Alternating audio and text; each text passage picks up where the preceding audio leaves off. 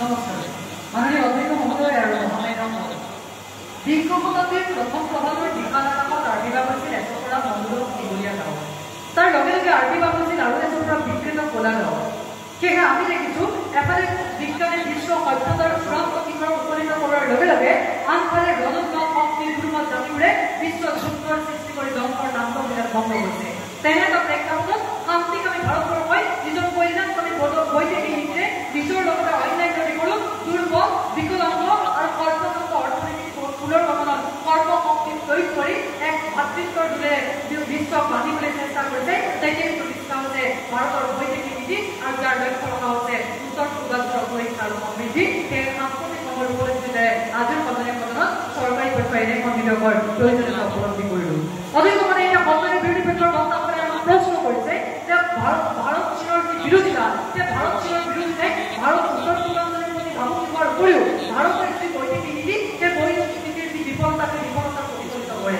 কিন্তু তেওঁলোকক জনাবলৈ পাই ভাল পাওঁ যেতিয়া শান্তিৰ অগ্ৰদূত জৱাহৰলাল নেহৰুৱে অধ্যক্ষ মহোদয়ে ৰুছ, চীন আদি দেশ ভ্ৰমণ কৰি হিন্দী ৰুচি ভাই ভাই, হিন্দী চিনি ভাই ভাই আদি ধ্বনিৰে জগত মুখৰিত কৰিছিল। তেতিয়া তেওঁ কল্পনাই কৰা নাছিল যে ভৱিষ্যতে আমি তেনে দেশবিলাকৰ পৰা যি ভাবুকি, সেই ভাবুকিৰ সন্মুখীন হ'ম।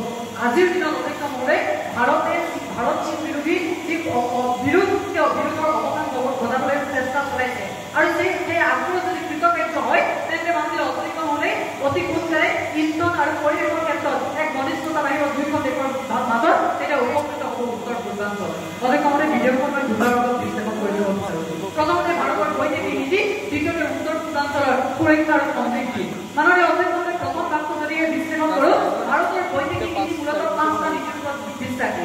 এক, দৃষ্টি নিৰপেক্ষ নীতি; দ্বিতীয়তে সাম্ৰাজ্যবাদৰ বিৰোধিতা; তৃতীয়তে কোটি কোটি নৰনাৰীৰ মাজত শান্তি প্ৰতিষ্ঠা কৰিবলৈ ৰাষ্ট্ৰসংঘক জীয়াই ৰখাৰ নীতি; চতুৰ্থতে মাননীয় অধ্যক্ষ মহোদয় মহাত্মা গান্ধীৰ আদৰ্শৰে যিসমূহ আন্তঃৰাষ্ট্ৰীয় বিবাদ, সেই আন্তঃৰাষ্ট্ৰীয় বিবাদৰ ক্ষেত্ৰত ন্যায়সংগত লক্ষ্য সাধনৰ নীতি; আৰু পঞ্চমতে মাননীয় অধ্যক্ষ মহোদয় বন্ধুত্বপূৰ্ণ সম্পৰ্ক স্থাপন। তেনেকুৱা প্ৰেক্ষাপটত এটা সন্মানিত বিৰোধী পক্ষৰ বক্তাসকলে হয়তো আকৌ প্ৰশ্ন কৰিব যে এনেবোৰ নীতিৰ জৰিয়তে এনেদৰে মাননীয় অধ্যক্ষ মহোদয় উত্তৰ পূৰ্বাঞ্চলৰ সুৰক্ষা আৰু সমৃদ্ধি সম্ভৱ হৈ উঠিব।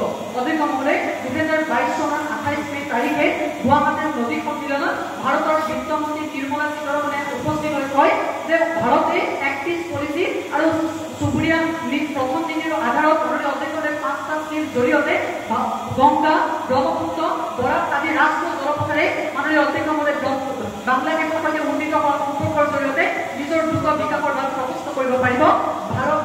ভূটান আৰু ভাৰতৰ মাজত যি মাননীয় অধ্যক্ষ মহোদয় ৰেলপথ সংযোগ হৈছে তাৰ জৰিয়তে নিজৰ সমৃদ্ধি কৰি তুলিব পাৰিব।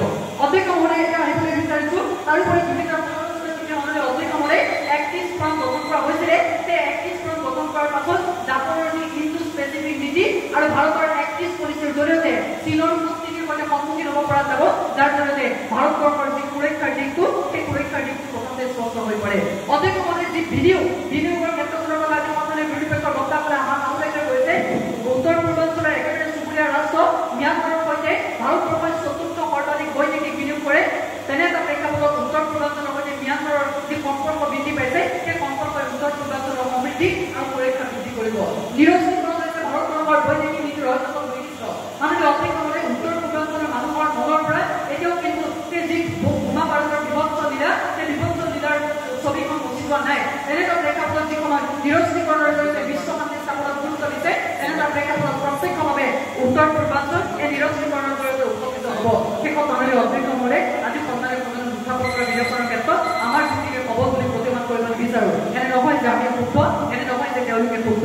যদি সময় উপযোগী বিধেয়কখন আজি আইনলৈ ৰূপান্তৰিত নহয় তেন্তে কেতিয়াও নহয়। গতিকে চৰকাৰী বিৰোধী সকলোৰে যুক্তিৰ অন্তত সন্মানীয় অধ্যক্ষ মহোদয় বিধেয়কখন আইনলৈ ৰূপান্তৰ কৰাৰ ক্ষেত্ৰত স্পষ্ট আৰু জীৱন সিদ্ধান্ত গ্ৰহণ কৰিব বুলি আশা ৰাখিলোঁ। আৰু ইয়াৰ পাছতো যদি সন্মানীয় বিৰোধী পক্ষৰ বক্তাসকল নিজৰ স্থিতিতে অৱগত থাকে যে অসমীয়া নীতি শিক্ষাৰ বাবে যে প্ৰবচনেৰে শেষ কৰিম যে হাতীটো হেৰালে মিহিৰি বনতে, ঘোঁৰাটো হেৰালে ৰণত, তাইও হেৰুৱান সৰগৰ মুক্তা চোতালৰ দুবৰি বনত। ধন্যবাদ মাননীয় অধ্যক্ষ মহোদয়।